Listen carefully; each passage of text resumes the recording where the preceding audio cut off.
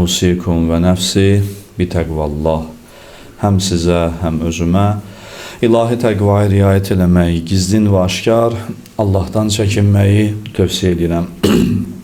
Möhtərəm müsəlmanlar, dəyərli dostlar, hər birinizi yeni təqvim ilinin ilk cüməsində, məsciddə görmək bizim üçün xoşdur, xoş gördük sizləri və hal-hazırda biz ilin ən gözəl aylarından birini, mübarək Rəcəb ayının bərəkətli dəqiqələrini, saatlarını yaşayırıq.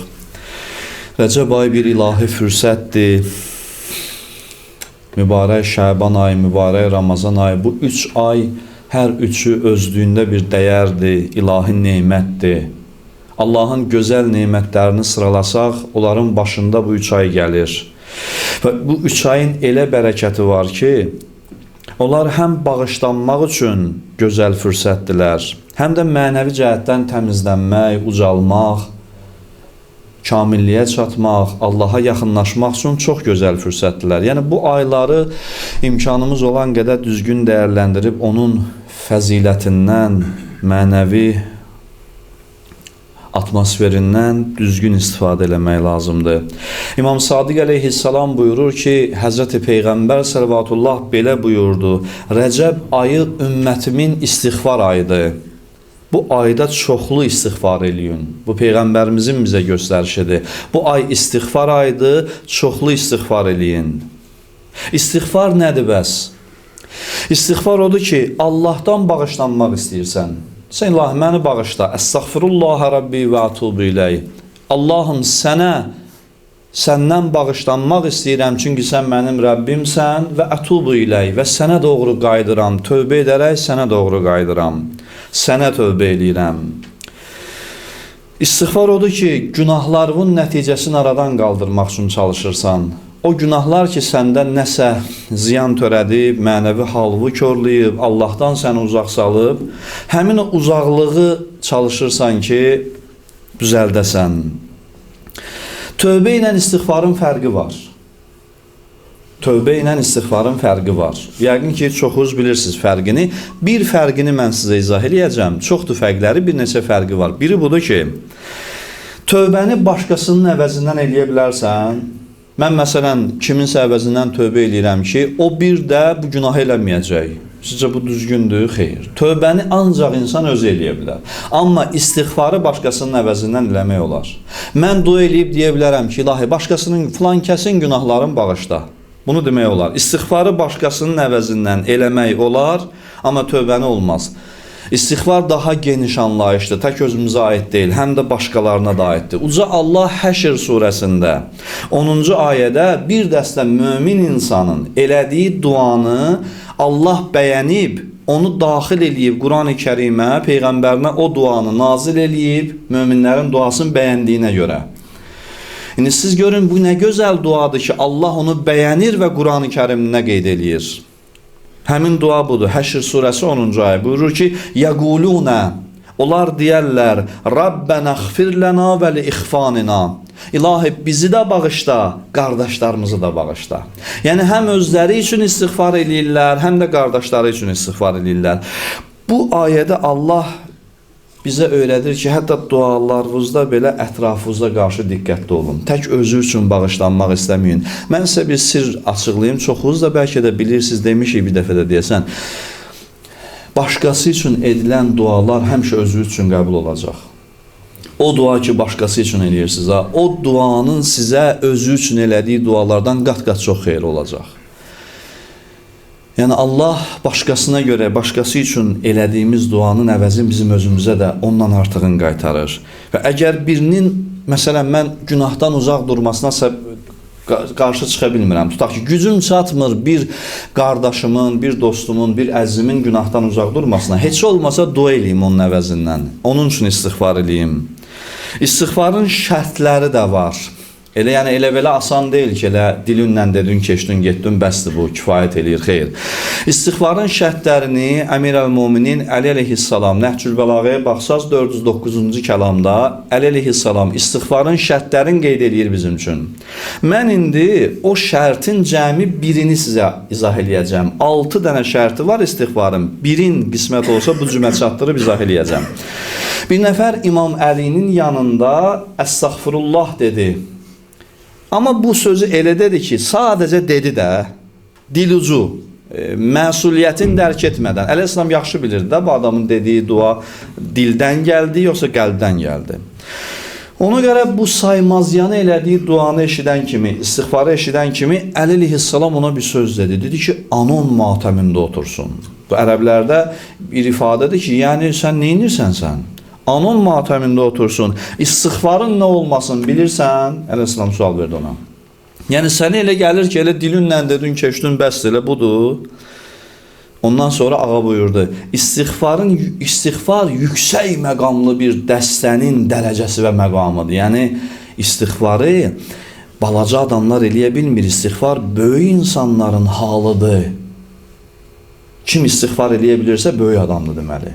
Yəni balaca ruhlu, balaca qəlbə malik, dar düşünən, düşüncə əhatəsi dar adamlar istiğfarı düzgün eləyə bilmirlər. Mənəvi böyüklük lazımdır insan istiğfarı düzgün eləsin. Ağa buyurdu ardıcan, istiğfarın 6 mənası var. Biri budur. Birincisi budur. Mən elə birincisi haqqında danışacağım. Keçmiş günahlarından peşman olmaq. Biri bu. Peşmanlıq nədir bəs? Peşmanlıq yəni səhv elədiyini qəbul edə bilmək. Mən peşmanam bu mənada ki, mənim içim sızıldayır ki, mən səhv eləmişəm. Əksi nədir bunun? Həyasızlıq. İnsan səhv eləyib, peşman olmursa, içi sızıldamırsa, əksinin özünü düz bilirsə, bu həyasızlıqdır. Peşmançılığın əksi həyasızlıqdır. Etdiyin günaha görə xəcalət çəkmirsənsə, istiğfarın keyfiyyətsiz olacaq. Hansı günahıva görə ki, Allahdan bağışlanmaq istəyirsən, amma əvəzində peşmançılıq yoxdur ürəyində. Heç peşman deyilsən, olsa yenə də eləyərsən. Davamın gətirərsən. Bu hal peşmançılıq deyilsə, içində peşmançılıq yoxdursa, istiğfar keyfiyyətsizdir. Mən sizə bir əmanət eləyim bu bir kəlmə sözü. Qorxun o günahdan sonra ki, o günahdan sonra peşman deyilsiniz. O günahlar bizi bədbəxt eləyər ki, o günah aparacaq bizi cəhənnəmə, əmin olun. Allah uzaq eləsin. O günah səbəb olacaq düşək odun alovun içinə, həm dünyada, həm orada ki, onu eləyəndən sonra peşman deyil adam. Rahatdır, çox rahatdır. Bizi cəhənnəmə aparsa xəcalət çəkmədiyimiz günahlar aparacaq. İmam Əli əleyhissalamın bir gözəl hədisi var. Ağa buyurur ki, əgər pis iş görmüsənsə, onda heç vaxt gülümsəmə. Ta ki bağışlanana qədər. Pis iş görmüsənsə gülümsəmə, günah eləmisənsə gecələri yatma. Yəni Əli əleyhissalam bizə vicdan adlı bir daxilimizdəki hissin, peşmançılığın, xəcalətin bizi nə günə sala bilməsini bizə bəyan edir ki, insan günah eləyəndən sonra o qədər xəcalət çəkməlidir ki, gecəni rahat yata bilməsin. Ta ki bağışlanmağına əmin olmasa, səcdə eləyib, dua eləyib, tövbə eləməyənə qədər rahat ola bilməsin. Pis iş görmüsənsə, ağa deyir, niyə gülürsən? Peyğəmbər səllavatullahın bir məşhur hədisi var. Edir, mən gördüyümü görsəydiniz, az gülüb çox ağlayardınız. Biz əslində dinimiz bizə ağlamağı öyrətmir, bu mənada deyil. Yəni günahın varsa, ağla o mənada ki, özün üçün ağla. Öz günüvə ağla ki, xəcalət çəkmirsən. İnsan xəcalət çəkmirsə günahdan sonra narahat olsun. Çünki qəlb həyasızlaşanda günahdan sonra xəcalət çəkmir adam. Və günahlar davamlı eləyəndə, davamlı olanda yavaş-yavaş insanda həyasızlıq, arsızlıq yaradır, üzr istəyirəm. Bəs hansı insan günahdan sonra peşman olur? Bu iki şeyi bilən insan. Bir, Allahın onu gördüyünü bilən insan. Bir də günahı özünə yaraşdırmayan adam peşman olur. O adam ki, Allahın onu gördüyünə o qədər də inanmır və günahı da özünə rahat yaraşdırır, o peşman deyil. Niyə peşman olsun ki, yaraşdırır özünə günahı? Gərək günahı özünə yaraşdırmayasan, yad biləsən, hamınız şahid, mən də şahid, hamımızda olub bu hal. Günahdan sonra özümüzü alçalmış hiss edirik ki, bu mənə yaraşmırdı axı. Bu sözü mən niyə dedim? Bu ağzımdan çıxan söyüş ifadə mənim şəxsiyyətimə uyğundur, məsələn. Ya yalan danışdım, mənə yaraşar yalan danışmaq. Ya bir məsələn, pis başqa bir iş gördüm, Allah uzaq eləsin. Bu yaraşmır axı mənə, həm mənə yaraşmır, həm də Allah gördü. Bu iki xüsusiyyət səbəb olar ki, mən peşman olum. Allah Quran-ı Kerimdə and içir. Bilirsiniz də Allahın andları elə belə deyil. Allah hər adi bir şeyə and içməz. Allahın and içdiyinin xüsusi dəyəri var. Quran-ı Kerimdə Allahın and içdiyi önəmli məsələlərdən biri də bilirsiniz nədir? Qiyamət surəsində Allah and içir. Buyurur: "Və la uqsimu bin nefsil lawwama." Allah and içir, deyir, and olsun özün qınayan nəfsə. Özün qınayan peşman nəfsə. Nəfs-i ləvvaməyə. Allah Quranda nəyə and içdi? Vicdana and içdi. İçimizdə özünü qınayan bir nəfs var. Onun adı dini terminologiyada nəfs-i ləvvamə. Psixologiyada da ona deyirlər vicdan. İnsan vicdan adlı bir içində bir məhkəməsi var. Bu ayədən əvvəl də Allah bilirsiniz nəyə and içmişdi? Qiyamətə. Əvvəl qiyamətə and içir birinci ayədə. İkinci ayədə and içir nəfs-i ləvvaməyə, yəni vicdana. Qiyamətlə vicdanın nə əlaqəsi var? Mümkün deyil axı Allah əlaqəsiz bəyan eləsin bunları ard-arda. Əlaqəsi var. Qiyamətlə nəfs-i ləvvamənin oxşar tərəfləri var. Qiyamət ümumi məhkəmədir. Vicdan fərdi məhkəmədir. Hər ikisi məhkəmədir. Biri ümumidir, qiyamətdə hamımız çəkiləcək o məhkəməyə. Vicdan isə o məhkəməni burada yaradır, öz içimizdə yaradır. Vicdan insanın daxilindəki qiyamətdir. Bir adamın daxilində qiyamət yoxdursa, qorxsun qiyamət günündən. Vicdan bizim içimizdə qiyaməti yaradır. Hələ qiyamət gəlməmişdən əvvəl. Vicdanın səsi qiyamətin səsi kimidir. Vicdan qiyamətə bənzəyir. Qiyamətdə o insanlar nicat tapa biləcəklər ki, burada öz vicdanlarına icazə veriblər onları sıxsın, incitsin, peşman eləsin. Vay o gündən insan vicdanı onu peşman eləmək istəyəndə vicdanına gedib 40 dənə dərədən su gətirib, onu çalışır ki, örtbasdır eləsin, səsin küyün azatsın, bəraət versin vicdanına. Vicdanı min bir bəhanə ilə susturmağa çalışan insanlar öz əlləri ilə özlərini bədbəxt elədiyinin fərqində deyirlər. Vicdan məhkəməsində bir qəribəlik var. Biz məhkəmədə olmuşuq, məhkəmə prosesləri görürük də necə olur. Məhkəmədə 3 dənə tərəf olur. Hakim, şahid, məhkum. Amma vicdan məhkəməsində hakim də özünsən, şahid də özünsən, məhkum da özünsən. İndi ədalətdə olasan ki, hakimliyi özünə düz eləyəsən. Hakimi Allah vicdan məhkəməsində hakimliyi tapşırır vicdana. Şahid özünsən, məhkum da nəfs əmmarındır. Düzgün qərar çıxarda bilsin, xoşallığa. Kim düzgün qərar çıxarda bildisə vicdan məhkəməsində özünü qınamağı bacardısa, sındısa, incitməyinə, vicdanın onu incitməyinə, yəni onu həbsə atmağına, məhkəmədən sonra cinayətkarı həbsə atırlar da, insan da öz nəfsi əmmarəsini o vicdan məhkəməsində həbsə ata bildisə, nəinki ona bəraət qazandırıb azad buraxdısa, yox, onda bədbəxt olur. Amma əksinə həbsə ata bildisə, xoş halına. Adamlar var idi, mən onlar haqqında oxuyurdum. Hələ hətta tanıdığım bir nəfər də var idi. Bir günah eləsəydi, tutaq ki, qəflətdən, yəni düşdü də nəfsin təsirinə bir günah eləsə, özün cəzalandırmağın yolunu tapmışdı. 3 gün oruç tutardı. Bir günaha görə 3 gün oruç. Səbəbini soruşanda əxlaq üstadlarımızın da içində belə adamlar olub. Hətta 1 ay oruç tutan olub. Mən adam bilirdim, haqqında oxumuşdum ki, 1 il bir günaha görə oruç tutarmış. Bir günaha görə 1 il. Deyirdi ki, bu nəfs-i əmmarə ki var, bu alçağa mən belə cəza verməsəm, bunu başlı başına buraxsam, bu keyfi istəyəni eləyəcək, məni də sürüyə dalayacaq. Mən bunu belə cəzalandırıram ki, qələt elə. Sən günah eləyəcəksən, mən də sən ac qoyacam.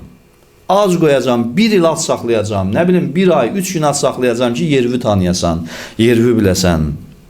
Ona görə insan vicdan məhkəməsində özünə hakimlik eləyəndə gərək heç vaxt özünə bəraət qazandırmasın.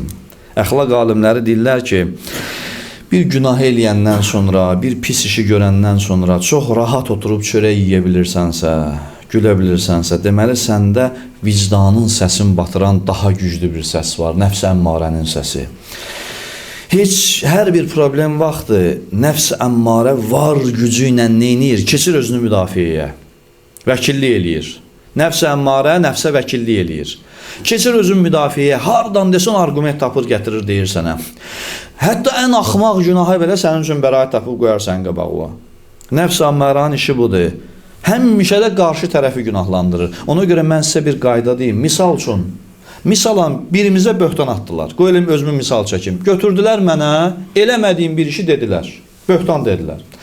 Mən də deyirəm ki, ilahi, nə alçaq adamdır bu. Mənə böhtan atır. Axı mən bunu eləməmişəm. Bu mənə şəratdır. Günahlandırıram onu. Dost tanışıma deyirəm ki, buna bax, həyasız adamdır, utanmır, mənə böhtan atdı. Yaxşı, o səhv elədi də, hə? Amma içimizdə vicdan bilirsən, nə deyir bizə? Deyir, bir dənə otur, düşün, bəlkə dünən sən də kiməsə böhtan atmısan. Ki, bu onun cavabı idi, dəydi sənə. Heç atmasan da belə bu düşüncədə ol. Tutaq ki, heç kimə böhtan atmamısan, amma yenə də özünü qına, birinci özünü qına, nəinki böhtan atanı. Sənə daş atıblar, dəyib ayağını zədəliyib. Dərhal başlama ki, ay filan kəs, utanmadın, yekə oğlansan, bu nədir, bir hərəkətdə daş atırsan mənə. Onu, məsələn, qınamaqdan əvvəl birinci özünə diqqət elə. İçində heç kimə demə. Özünlə diqqət o ki, bu daş ki, dəydiyə mənim ayağıma. Düzdür, onu filan kəs atdı, günahı filan kəslədi. Amma ola bilərmi ki, mən də dünən kiməsə daş atmışam. Mən də bu daşı, məsələn, dünən kiminsə ayağının altına qoymuşam. Yəni, dünənimi mütləq sorğu-sual elə, vicdan içimizdə baş qaldırıram şey insana deyir ki, bala, başına gələn bütün işlərdə birinci növbədə özünü nöqsanını saymağa bacar. Özünü qınamağı bacar. Çünki nəfs-i əmmarə həmişə sənə kənarda günahkar göstərib öz diqqəti özündən yayındıracaq. Hətta günah etməsən də belə özünü günahkar hesab eləmək, özünü o başına gələn hadisədə özünü səbəbkar bilmək vacibdir. Bilirsiniz, belə inkişaf eləmək olur. Mənəvi cəhətdən təmizlənməyin yolu bundan keçir ki, özünü qınayasan. Allah boş yerə and içmir axı ki, özün qınayan nəfsə and olsun. Görün də o özün qınayan nəfs nə qədər qiymətlidir ki, Allah o nəfsə and içir. Nəfs-i əmmarə bəzən gələr bizə düz sözlə dedizdirər. Nəfs-i əmmarə haqq donuna da giyə bilər. Məsələn, nəfs-i əmmarə gəlir mənə gözəl bir sözü buradan sizə dedizdirə bilər. Ya sizin başqasına dedizdirə bilər.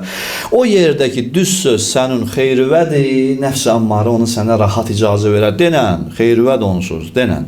Amma o yerdəki düz söz deyəcəksən, öz ziyanı olacaq, orada deyir ki, yox, keç, yan keç. Demə, danışma. Məsələn, mən bir günah var, onu eləmirəm. Mən o günahdan saatlarla sizə danışıram rahat. Arxayına baxa ki, heç kim deyəməz ki, sən o günah eləmirsən. Amma bir günah var, onu eləmişəm, ondan danışmıram, yan qaçıram. Çünki ağzımı açan kimi burada bir nəfər deyər mənə ki, abala, dünənə qədər özün onu eləyirdin, indi nə danışırsan bizə? Yəni, o günahlar ki, insan özü onu eləyir, o günahlara qarşı nəfs-i əmmarə heç vaxt qoymur adam danışsın. O günah ki, eləmir, rahat deyir, tənqid elə, rahat danış. Nəfs-i ləvvamə isə deyir ki, ziyanıva da olsa haqq sözü qəbul eləməyi bacar. Biri sənə nəsihət eləyir, dərhal adama mən sizə bir söz deyim, bəzən Allah düşmənin əli ilə söz eşitdirər. Düşmən əli ilə. Xoşlamadığın bir insanın və yaxud uşağın dili ilə Allah bizə söz eşitdirər, həqiqəti eşitdirər. Amma biz başlamayaq ki, sən dünənin uşağısan, mənim neçə yaşım var, mənim təcrübəm çoxdur, yaşım başım çoxdur, mən nə bilim, belə, elə. Biraz diqqətli olaq, hələ o mərhələyə, uşağı qınamamışdan, ya məsələn bir düşməni, ya başqasını qınamamışdan əvvəl bir baxaq özümüzə rahat, vicdanımızın üstünə əlimizi qoyaq ki, doğrudan da o dediyi şey məndə yoxdur. Vicdanın meyvəsi nədir? Vicdan bir ağaca bənzəsə, onun meyvəsi insaf olar. İnsaf. İnsan insaflı olanda dostluqda da insaflı olur, düşmənçilikdə də. Vicdanlı insanların dostluğu çox gözəl olur, düşmənçiliyi də çox gözəl olur. İndi çox azalıb belə adamlar. Məsələn, ola bilər bir-iki məsələdə kiminləsə ixtilafı var deyə, onun bütün yaxşı tərəflərini də pis kimi qələmə verir. Bu insafsızlıqdır da. Məsələn, mən düşmən ola bilərəm kiminlə, kim məsələn mənimlə düşmən ola bilər. Hər hansı bir səbəbdə ixtilafımız yarana bilər. Amma bu o demək deyil ki, mən o düşmən olduğum adamın yaxşı tərəflərini də görməzdən gəlim. Onu da vurum yerə, onu da heç eləyim. Bu artıq insafsızlıqdır. Yəni adam vicdan məhkəməsində ucuzanda belə hallar baş verir. O deyir, mərd adam. Tez-tez işlədirik, milli təfəkkürümüzdə də bu mərd adam prototipi var. Mərd yəni vicdanlı insan, insaflı insan. Mərd yəni özü ilə hesabat aparanda, öz ziyanına da olsa düzü qəbul eləməyi bacaran insan. Mərd yəni başqalarına özü səhv olub, başqası düz olanda rahat deyə bilir ki, sən düzsən. Mərd adam budur. Öz səhvini başqasının dilindən rahat qəbul eləyə bilib, xəcalət çəkə bilən insandır mərd adam. Yoxsa ki, biri mənə düz sözü deyəndə ondan acığım gəlirsə, deməli, mən çox zay adamam. Zay adam olmağın əlamətidir ki, biri mənə düz söz deyəndə, o da mənim xoşuma gəlməyəndə həmin adama nifrət eləyim. Bu zaylığın, yəni mənəvi cəhətdən zay olmağın, alçalmağın nəticəsidir ki, insan həqiqəti eşidəndə narahat olur və əksinə nifrət deyir ona həqiqəti deyən insana. Əslində, vicdanın səsi heç vaxt bizim ziyanımıza deyil, buna əmin ola bilərsiniz. Vicdan heç vaxt bizim ziyanımıza söz deməz. Sadəcə şeytan o vicdanın dediyi səsi bizim həmişə əleyhimizə göstərməyə çalışır. Həmişə əleyhimizə göstərir. Yəni, vicdan bizə ziyanlı bir şey demir. Nəfs əmmara gəldi ki, ziyandır ya sənə ya. O dediyi söz sənə xeyir verməyəcək ya. Yəni, şeytan və nəfs əmmara həqiqəti bizə həmişə ziyan kimi göstərir. Amma həqiqətdən heç kim ziyan görməyib. Heç vaxt yadda saxlayaq, həqiqəti qəbul eləməkdən ziyan görməyəcək. Ziyanımıza kimi görünə bilər, amma ziyan deyil, valla ziyan deyil. Kaş burada insan ziyana düşə, o ziyanlar ki, elə düşünür ki, mən düzü qəbul etsəm ziyana uğrayaram, qiyamət günü həmin adamların alnı açıq olacaq. Kim burada ziyana düşməyi qəbul eləyirsə, eybi yox, nə olanda insan ziyana düşər də. O belə bir söz var, deyir ki, qəşəng bənzətməli, gözəl bənzətməli, deyir, qiyamət günü insanı çıxardacaqlar Allahın huzuruna. Allahdan nida gələcək ki, bəndəm, yaraların hanı, bədənimdə yara hanı? O da deyəcək ki, ilahi, yara niyə olsun bədənimdə, yara yoxdur. Deyir, cavab gələcək ki, hədis deyil, bu sadəcə bir təxəyyüldür. Amma yaxşıdır da, gözəl bənzətmədir. Deyir, ona cavab deyəcəklər ki, necə oldu ki, dünyada bir dəfə də olsun sən yaralanmadın düzün yolunda? Yəni, necə oldu sənin bədənivə bir dəfə düz söz yarası dəymədi, həqiqət yarası dəymədi? Necə yaralanmamısan sən dünyada? Axı vicdan səni yaralandırmalıydı. Düz sözlər sənə yara vurmalıydı. İnsan qorxmamalıdır düz sözün yarasından. Düz sözün yarası cənnətin açarıdır. Düzün, həqiqətin yarası bizi xoşbəxt eləyən yaradır. Kaş elə bədənimizə elə yara dəyə. Necə ki, qatilə, cinayətkara güllə dəysə, onu cəzalandırsalar, məsələn, cinayətkarda edam eləyirlər. Ona güllə dəysə, o güllə aparır onu cəhənnəmə, amma vətənin, millətin, dinin, xalqın qoruyan bir əskərə güllə dəysə, o güllə onu xoşbəxt eləyir. O yara onu xoşbəxt eləyir. Vicdanın vurduğu yara şəhidə dəyən güllə kimidir. Ondan qorxmaq lazımdır. O bizi ucaldacaq. İmkan vermək lazımdır, vicdan bizi qoysun qabağına, kötəkləsin belə deyək. Onun səsini susturmaq olmaz. Susturduqsa batarıq. Biz bəzən